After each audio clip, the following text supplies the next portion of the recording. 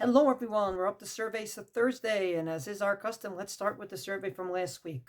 Last week we asked, should you point out mistakes to the chazan as he's chazaning when it's not ma'akev the davening? Namely, it's not someone that said Hakel HaKadosh instead of Hamelech HaKadosh during Aseret Yemei Tshuva, but rather things that are not ma'akev. And we have a draw, literally equal. Some people said yes, he represents the congregation, he should be precise, and some people said no, don't embarrass him in public. And with this, let's lead precisely, naturally, to our next question, from the congregation as a whole to the individual. You're in shul and you see someone doing something mistaken. And there's so many things you can think of. Let's start with changing from tefillin of Rashi to Rabbeinu Tam during Chazarat Hashatz, which all the poskim say not allowed, because you're supposed to listen to Chazarat Hashatz and answer Amen.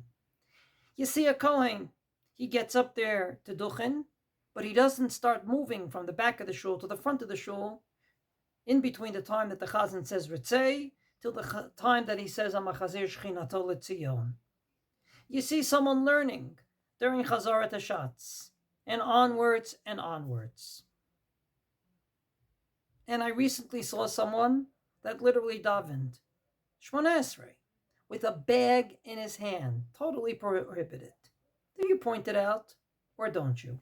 On the one hand, here's your chance. Maybe this guy doesn't know that he's not allowed to daven with a shopping bag in his hand. He doesn't know, as a Kohen, that he has to start making his way during Ritzei from the back of the shul to the front. And you can now set him on the right path. On the other hand, who are you? He's going to say, well, who made you my judge?